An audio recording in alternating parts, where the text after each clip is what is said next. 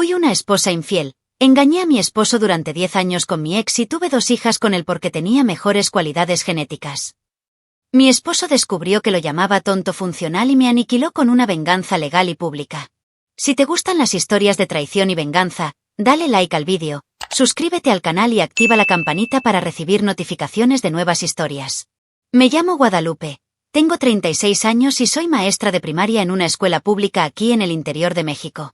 Estoy casada con Rafael, de 41 años, contador de una empresa agrícola local. Llevamos 14 años juntos, 12 de casados, y tenemos 2 hijas, Carla, de 12, y Julieta, de 10. Rafael siempre ha sido un hombre honesto, presente y generoso, pero predecible. Con los años, la llama que existía entre nosotros se convirtió en una tímida brasa. Quizás fue culpa mía, quizás fue la rutina, o quizás fue algo que siempre había faltado. Cuando reencontré a Ernesto, mi ex de la adolescencia, fue como si mi cuerpo recordara lo que era ser verdaderamente deseada. Esa noche en particular, Rafael estaba de viaje de negocios y supuestamente no volvería hasta el día siguiente. Había quedado con Ernesto en volver a casa sobre las 2 de la mañana. Las chicas dormían profundamente. Me emocionaba solo pensar en lo que estaba por venir. Ernesto llegó con ese olor a cigarrillo y sudor que siempre me desestabilizaba. Solo llevaba una de las camisetas holgadas de Rafael, su favorita, por cierto, y estaba desnuda de cintura para abajo. Al meterme en la cama, me tumbé boca abajo, ya en la posición que a él le gustaba. Ernesto se montó encima de mí con fuerza, sujetándome la cintura con fuerza.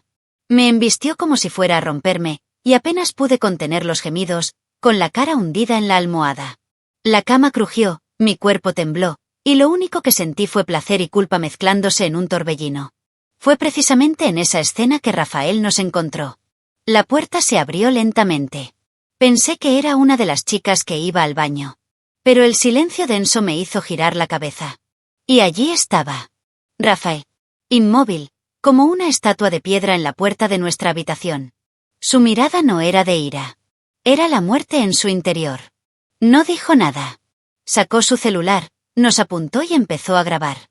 Luego tomó fotos. Se quedó quieto unos segundos más. Me quedé paralizada, intenté zafarme de Ernesto, quien solo entonces se dio cuenta de lo que estaba pasando y se alejó apresuradamente. Pero Rafael no se movió. Ni una palabra. Ni un grito.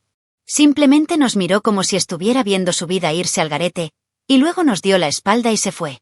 En el silencio que permaneció, me sentí más avergonzada de lo que jamás imaginé sentir.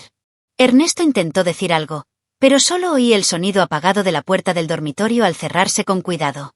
Ningún escándalo, ningún portazo. Rafael era así, calculador, frío cuando era necesario. Un hombre que sabía cuándo actuar. Pero en ese momento, no tenía ni idea de cómo reaccionaría, y ese fue el detalle más aterrador. Solo horas después me di cuenta de lo que veía más allá de la escena de sexo. Se fijó en la caja sellada de condones en la mesita de noche. En otras palabras, Ernesto y yo ni siquiera nos protegimos. Quizás se dio cuenta en ese momento de que no era la primera vez. Y lo que es más, las fotos de nuestra familia, que siempre estaban ahí, de nuestra boda, de las niñas cuando aún eran pequeñas, habían desaparecido. Las había escondido antes del encuentro, sin pensarlo mucho. Un gesto automático y estúpido. Pero Rafael se dio cuenta. Siempre se da cuenta. Lo más cruel es que Ernesto ni siquiera era tan diferente de Rafael. Mismo físico, misma edad, mismo estilo de hombre. Solo que no era él. Y quizá eso era precisamente lo que me atraía. El no ser Rafael. La novedad. Lo prohibido. Mientras Rafael era el refugio, Ernesto era el huracán. Y esa noche, elegí el caos. Elegí el riesgo.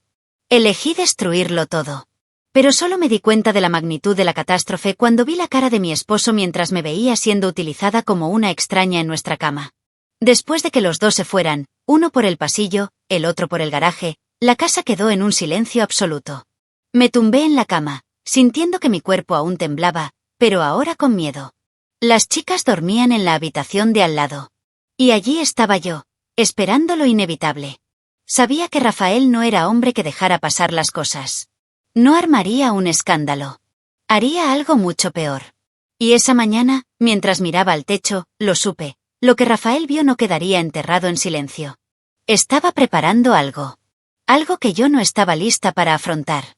A la mañana siguiente, Rafael no llegó a casa. No me llamó. No me envió un mensaje. No dijo nada. Desapareció. Las chicas me preguntaron por él durante el desayuno y me inventé una excusa.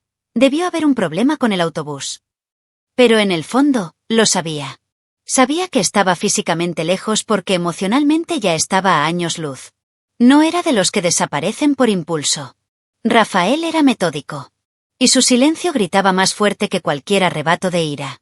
Lo que me hizo entrar en pánico no fue lo que ya había visto, sino lo que estaba planeando. Lo que supe después, por un conocido en común, fue que había ido directo a la oficina esa mañana. Llegó temprano, pálido pero decidido. Se encerró en su oficina y pasó horas sin salir. Allí mismo, llamó a Esteban, un viejo amigo de la universidad que ahora era uno de los abogados de familia más respetados de la ciudad. Este era el tipo de contacto que Rafael mantenía discretamente, y ahora sería su principal arma. Según me contaron, Rafael habló con él durante casi 2 horas. Y poco después, le envió los vídeos y fotos de mi traición. Rafael no solo quería el divorcio. Era obvio. Quería destruirme. Hacerme pagar todo con intereses. Esteban le explicó que nuestro estado permitía los divorcios contenciosos y que podía alegar infidelidad como causa. Pero Rafael quería más. Mucho más. Y fue entonces cuando Esteban sugirió una estrategia mucho más agresiva: presentar una demanda para anular el matrimonio por fraude. Si lograban demostrar que la relación se basó en mentiras desde el principio, Rafael no tendría que pagar pensión alimenticia, dividir bienes ni mantener ningún vínculo legal conmigo. Sería borrada. Mientras tanto, en casa, intentaba mantener mi rutina. Cuidaba a las niñas, preparaba la cena, contestaba los mensajes del trabajo. Pero cada segundo de silencio me carcomía. Sabía que Rafael no iba a armar un escándalo, me golpearía donde más me dolía: mi imagen, mi estabilidad, mi rol de madre. En ese momento, Ernesto ya no estaba. Como una rata, huyó a la primera señal de problemas. Me dejó sola con la culpa. Y Rafael. Rafael empezó a actuar como un fantasma frío, construyendo la ruina que estaba por venir paso a paso. Unos días después, empecé a notar movimientos extraños. Una mujer desconocida me seguía por la calle. Un coche aparcado cerca de la escuela donde trabajo. Una llamada anónima preguntando por mi horario. Ya había puesto a los investigadores en la calle. Lo buscaban todo: reuniones previas con Ernesto, recibos, testigos, mensajes, fotos antiguas. Rafael no solo quería atraparme, sino armar un expediente completo. Y cuanto más tiempo pasaba, más me daba cuenta: lo estaba consiguiendo. Y lo peor de todo era saber que no tenía ni idea de lo que él ya sabía. Ella estaba rodeada, pero seguía en la oscuridad. Creí que podía controlarlo todo. Que tenía la sartén por el mango. Pero Rafael iba 2 pasos por delante. Siempre lo había estado. Y en ese momento, solo podía esperar. Esperar el momento en que reapareciera, no con palabras, sino con una frase. Y sentiría el peso de la decisión que tomé esa noche, con la cara hundida en la almohada y el mundo derrumbándose en silencio en la puerta del dormitorio. Rafael llegó a casa como si nada hubiera pasado. Como si no hubiera visto nada. Como si no me hubiera pillado siendo utilizada por otro hombre en la cama donde nuestras hijas dormían enfermas, donde celebrábamos cumpleaños, donde nos abrazábamos después de funerales y nacimientos. Entró por la puerta al final de la tarde y me saludó con un beso frío en la mejilla. «Buenas noches, Lupe», dijo. Me quedé helada. Casi me caigo al suelo. La forma en que pronunció mi nombre me asustó más que cualquier grito. Estaba demasiado tranquilo. Y Rafael tranquilo era Rafael listo para atacar. Las niñas corrieron hacia él con alegría. Carla lo abrazó como si no lo hubiera visto en meses. Julieta rompió a llorar de felicidad. Eso me destrozó por dentro. Porque en medio de mi culpa, aún amaba a mi familia. Aún sentía algo por Rafael, aunque fuera distorsionado. Y verlo allí, abrazando a las niñas, sonriéndoles, siendo el padre perfecto, se me hizo un nudo en la garganta. Quería gritar, confesar, arrodillarme. Pero no me dio espacio. Actuó con tanta naturalidad que me hizo dudar de mi propia cordura. ¿De verdad se había dado por vencido? ¿O estaba montando un juego de mesa donde yo solo era una pieza? Esa noche dormimos en la misma habitación. Se duchó, se cambió de ropa y se acostó en la cama. Yo temblaba por dentro, pero fingí que todo estaba bien. Cuando me acosté, se giró y me atrajo hacia sí. Empezó a tocarme, a besarme, y antes de que pudiera darme cuenta, estábamos haciendo el amor. No era como antes. No era dulce. Ni violento. Era vacío. Era técnico. Era como si me estuviera marcando. Como si me dijera con su cuerpo, todavía puedo tocarte, pero ya no eres mía. Y lloré en silencio, con la cara hundida en la almohada, la misma donde había gemido con otro hombre apenas unos días antes. En los días siguientes, Rafael mantuvo su rutina. Llevaba a las niñas al colegio, trabajaba, cenaba en casa. Me besaba delante de ellas, me hacía cumplidos, sonreía. Pero yo sentía que todo era un espectáculo. Un teatro construido para el colapso que vendría. Empecé a perder peso. Dormía poco. Tenía ataques de ansiedad en el baño. Pero no podía demostrar nada. No podía derrumbarme antes que él. Porque ahora la guerra no era a gritos. Era silenciosa. Era de miradas, de gestos, de omisiones. Y Rafael ganaba. Cada segundo de silencio era una tortura psicológica. Empecé a notar que evitaba mirarme directamente cuando estábamos solos. Me hablaba como si fuera una conocida, no su esposa. Y, sin embargo, se esforzaba por guardar las apariencias con las chicas. Me hacía cumplidos delante de ellas, llamándome mi reina, algo que nunca antes había dicho. Era irónico. Era doloroso. Siempre estaba al borde del colapso y él fingía ser el marido ideal. Empecé a sospechar que había algo más profundo detrás. Que este acto no era solo por ira. Era una preparación. En el fondo, sabía que Rafael estaba ganando tiempo. Que todo esto formaba parte de algo mucho mayor. Pero aún no sabía qué. Me estaba dando cuerda. Dejándome hundir en la culpa, la inseguridad, el miedo, hasta el momento justo para sacarlo todo y ahorcarme con él. Y en ese estado de falsa paz, estaba construyendo el escenario perfecto para la ruina que yo misma había plantado. Pero lo que aún no sabía era que los secretos que Rafael descubriría a continuación, lo cambiarían todo. El día que Rafael lo descubrió todo fue el día en que murió por dentro. Esteban lo llamó a su oficina con un montón de papeles, grabaciones, informes de investigación. En ellos, estaba la historia paralela que yo había ocultado durante años. Las fotos de reuniones con Ernesto, los recibos de las estancias en moteles, mensajes intercambiados con lenguaje explícito. Pero lo que realmente lo destruyó fueron los informes de ADN. Carla y Julieta no eran sus hijas. Biológicamente, pertenecían a Ernesto. Y Rafael, que las amaba más que a su vida, leyó esto con lágrimas en los ojos. Pero con el corazón destrozado. Me lo contó unos días después, de la forma más cruel posible. Me sentó en el sofá mientras las niñas jugaban en la habitación de al lado y me dijo, como nunca has sido sincera, pensé que debías saberlo. Carla y Julieta no son mías. Pero sigo siendo su padre. La frialdad con la que lo dijo me destrozó por completo. Lloré. Me arrodillé. Intenté explicárselo. Pero él simplemente se levantó y fue a preparar la cena para las niñas, como si nada hubiera pasado. Esa noche, durmió en el sofá. Y supe que algo mucho más grave estaba a punto de suceder. Rafael no era de los que tomaban decisiones impulsivas. Llegó hasta el final. Esteban sugirió que, basándose en todo eso, podrían solicitar la anulación del matrimonio por fraude. Afirmar que había estado ocultando la verdad sobre la paternidad y la relación paralela desde el principio. Si el juez aceptaba, no tendría que pagar nada. Incluso perdería el derecho a usar su apellido. Legalmente, sería como si nuestro matrimonio nunca hubiera existido. Y a Rafael, eso le sonó a poesía.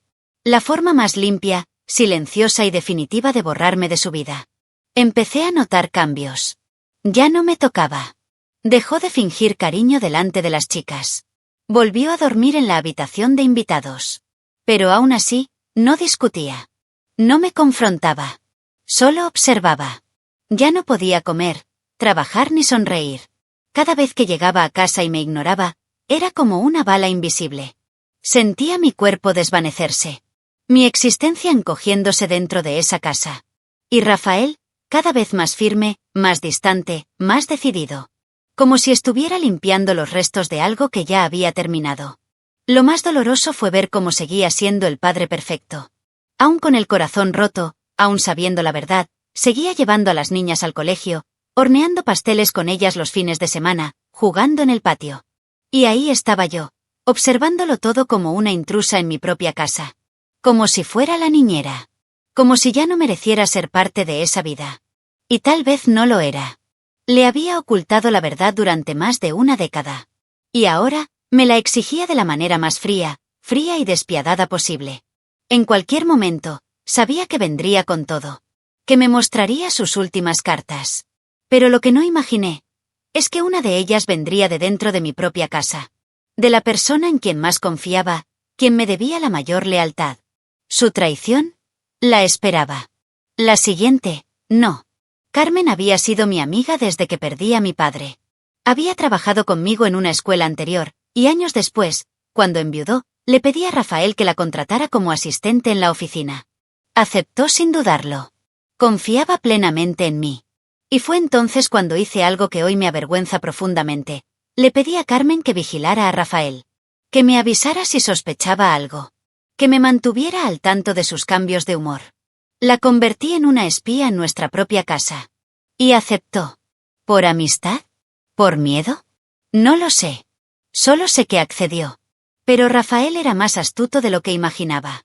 Se fijaba en las miradas, los silencios, los detalles.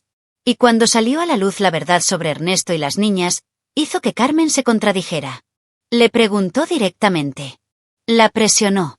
Y ella se derrumbó. Lo confesó todo. Dijo que sabía del romance con Ernesto desde antes de la boda. Dijo que Ernesto era su primo. Sabía que yo había planeado embarazarme de él porque creía que sus genes eran mejores. Que era alfa. Y que Rafael, pobrecito, era solo el padre funcional. Cuando Rafael vino a decírmelo, no gritó. Simplemente me mostró una grabación de la conversación con Carmen. Escuché a mi propia amiga contándome cada detalle de mi traición como si estuviera leyendo un informe. Como si yo fuera solo un nombre en un caso familiar. Me delató por completo. Habló de mis citas. De mis planes. Incluso de las frases que usé para justificar mi decisión. Rafael es estable, pero no es intenso.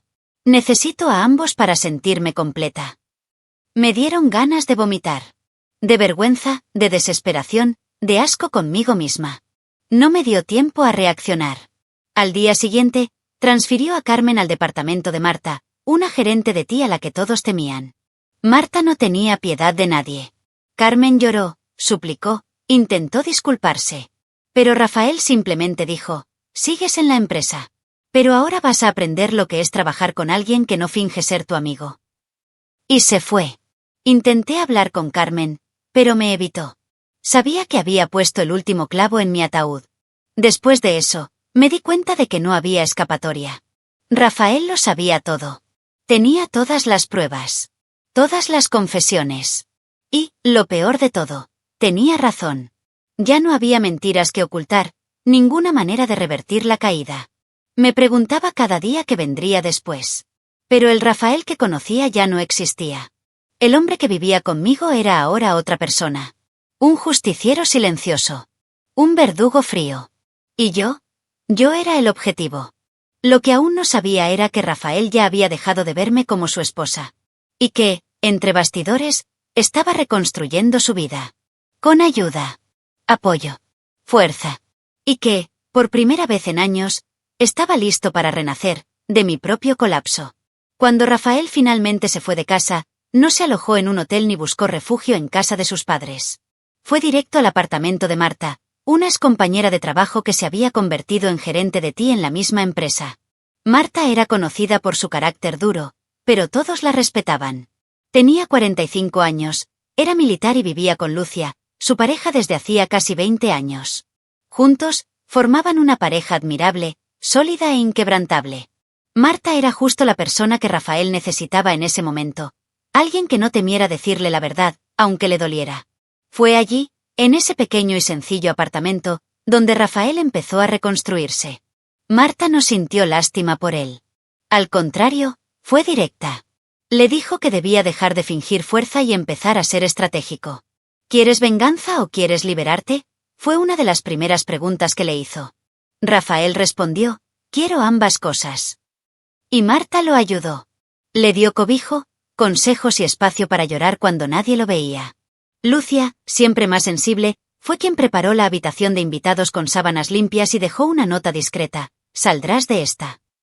Durante los días que pasó con ellos, Rafael empezó a ver su vida con más claridad. Se dio cuenta de que había aceptado migajas emocionales durante años. Que había confundido estabilidad con amor. Que había intentado salvar un matrimonio solo mientras yo, sin la menor vergüenza, me entregaba a otro hombre. Marta le hizo entender que ser beta, como yo lo llamaba, no era una ofensa, sino una virtud. Ser cuidadoso, amable, empático, eran cualidades que muchos hombres fingían tener, pero que él realmente poseía. Y fue entonces cuando empezó a transformar el dolor en estrategia. Uno de los primeros pasos de Rafael fue transferir a Carmen, mi cómplice, al departamento de Marta. Sabía exactamente lo que hacía. Carmen odiaba la forma en que Marta dirigía, fría, objetiva, sin espacio para los halagos. Allí, se volvería invisible. Sería solo una pieza más del sistema. Cuando se enteró del cambio, se desesperó. Me llamó llorando. Dijo que no podía soportarlo más. Que la habían obligado a traicionar mi confianza. Pero Rafael no la escuchó. Y yo, que ya lo había perdido todo, ya no podía protegerla. Ella se hundiría conmigo. Rafael empezó a trabajar en silencio con Esteban para preparar la anulación.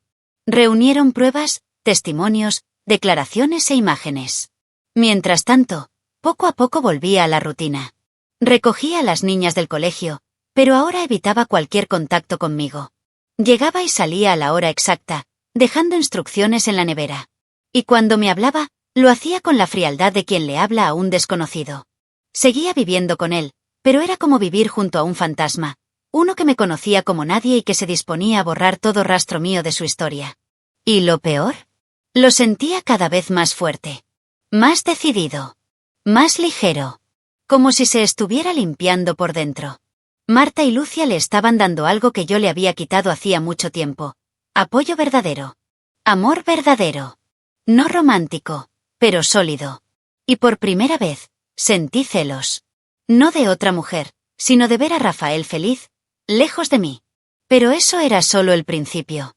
La siguiente escena, en el bar, con las chicas y Ernesto, sería mi última oportunidad de intentar controlar la narrativa. Y, por supuesto, la arruiné. Ese día, cometí el peor error. Rafael se mostró distante, pero cordial. Seguía en contacto con las chicas.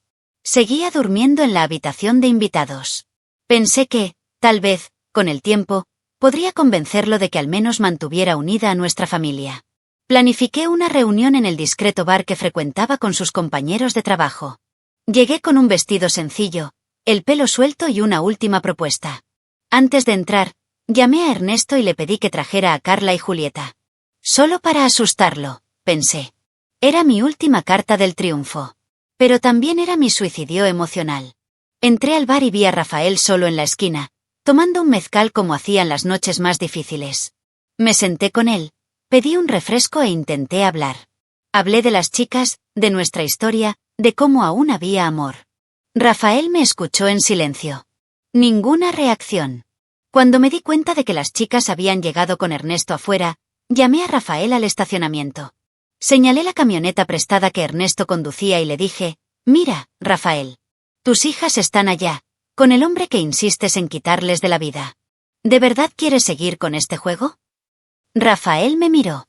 Guardó silencio unos segundos.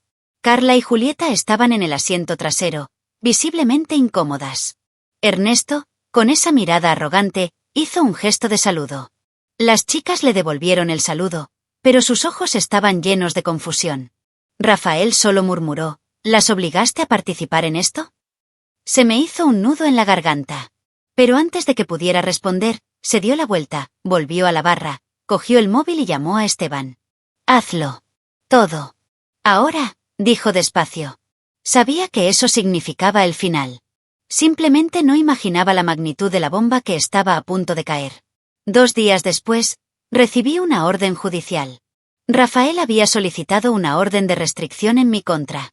Esteban no solo presentó la demanda de nulidad con todas las pruebas, sino que también solicitó que se me prohibiera temporalmente el contacto con él y las niñas.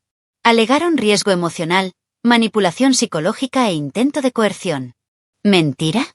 No. De verdad intenté manipularlo todo. Usé a nuestras hijas como moneda de cambio. Y ahora, me trataban como una amenaza. Una amenaza que merecía mantenerse alejada. Eso no merecía perdón. La semana siguiente, me llamaron del colegio de niñas. La psicóloga me dijo que Carla había tenido un ataque de ansiedad. Julieta. Lloraba todos los días, pidiendo volver a la normalidad. Las estaba destrozando. Y aún así, seguía intentando hablar con Rafael. Fui a su oficina. Entré por la puerta haciéndome pasar por una clienta. Entré en la habitación. Estaba solo. Empecé a gritar. Lo llamé débil. Dije que lo estaba arruinando todo por orgullo. Que las chicas lo odiarían. No reaccionó. Simplemente presionó el botón de emergencia debajo del escritorio. Llegó la seguridad. Me sujetaron. Pero antes de que me llevaran, lo golpeé. Con rabia, dolor, desesperación. Esteban usó esto en mi contra en el juicio. Rafael tenía contusiones leves, suficientes para mantener la orden de alejamiento durante 3 años. Ese fue mi último intento de controlarme. Y fracasé estrepitosamente. La imagen de la mujer traicionada se convirtió, en los medios locales, en la imagen de la mujer descontrolada. Y el siguiente paso sería público. Humillante. Irreversible. El día de la audiencia llegó antes de lo esperado. El caso había atraído la atención local porque involucraba una solicitud poco común. Nulidad por fraude matrimonial basado en paternidad omitida. La sala estaba abarrotada. Periodistas. Curiosos. Personas que ni siquiera sabían quiénes éramos. Rafael llevaba el mismo traje que usó en nuestra boda. Yo llevaba la misma blusa de la audiencia de custodia de las niñas 2 años antes. ¿Una decisión inconsciente? Quizás. Esteban lo presentó todo con frialdad quirúrgica. Vídeos. Pruebas. Informes de ADN. Las declaraciones de Carmen. Impresiones de los mensajes con Ernesto. Todo. Mis abogados intentaron argumentar que Rafael lo sabía todo desde hacía mucho tiempo. Que había aceptado ser el padre de las niñas aunque no había certeza biológica. Pero el juez no se lo creyó. Esteban demostró que solo tenía conocimiento concreto después del informe del investigador. Demostró que lo había mantenido en secreto durante más de 1 década. Y la jueza, una mujer de mirada dura y expresión seca, fue directa. Construiste toda una vida a base de mentiras. ¿Y ahora buscas comprensión? La sentencia fue clara. Se aprobaba la anulación. Sin pensión alimenticia. Sin división de bienes. Sin custodia compartida. Me habían borrado. Rafael salió del juzgado como si nada hubiera pasado. Me ignoró por completo. Las niñas se quedaron con él. Ernesto, a quien la corte le había ordenado hacerse cargo financieramente de sus hijas, se derrumbó. En menos de 3 meses, su empresa quebró. Las deudas se acumularon. Le embargaron el coche. Tuvo que vender su apartamento. Hoy vive del favor de su hermana mayor en otra ciudad. El alfa se convirtió en un parásito sin blanca. Y yo, me quedé sola. En el mismo barrio donde todos me miraban con lástima o desprecio. Carmen también sufrió. Marta, fría como el hielo, convirtió sus días en un infierno burocrático. Delegó las tareas más mecánicas y repetitivas. Carmen perdió su energía, su reputación, su paz. Y ni siquiera pude hablar con ella. Ya no había lealtad entre nosotros. Solo ruinas de una alianza construida sobre mentiras. Rafael ganó. Pero lo más doloroso fue saber que ganó sin alzar la voz, sin armar jaleo. Ganó con estrategia. Con inteligencia. Con paciencia. Y me dejó expuesta a lo que yo misma había construido. Nada. Esteban intentó llegar a un acuerdo para evitar la exposición pública, pero Rafael se negó. Quería que fuera público. Quería que todo el pueblo lo supiera. Y así fue.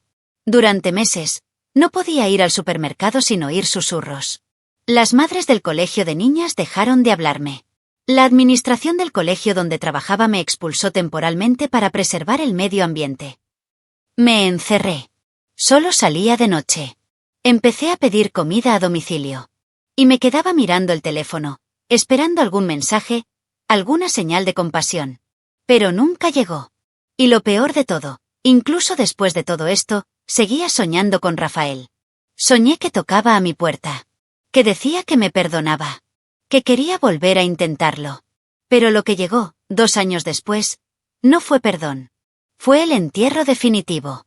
Han pasado 2 años desde el día de la sentencia. Las niñas crecieron lejos de mí. Carla empezó la preparatoria, Julieta se convirtió en una adolescente retraída. Rafael se encargaba de todo. Pagaba la escuela, el seguro médico, la comida. Aunque no tenía ninguna obligación legal de hacerlo. Yo ya no tenía ningún derecho a nada. Intenté, de vez en cuando, enviar mensajes. Ninguno me respondió. Le pedí a mi hermana Rebeca que intercediera. Ella lo intentó, hasta que Rafael también descubrió sus secretos. Rebeca llevaba una doble vida y Rafael amenazó con revelarle todo a su esposo. En una semana, desapareció con su familia y se fue a vivir al norte del país. Mi vida se convirtió en un círculo vicioso de arrepentimiento, culpa y silencio. Vivía sola, en una casa alquilada, con un salario reducido tras el escándalo. Tenía pesadillas constantes. Pesadillas sobre Rafael. Sobre las chicas. Sobre el juzgado. Sobre la grabación donde Ernesto me usaba como objeto. Sobre Rafael de pie en la puerta. Esa imagen no se me iba de la cabeza. Era como una película repetida.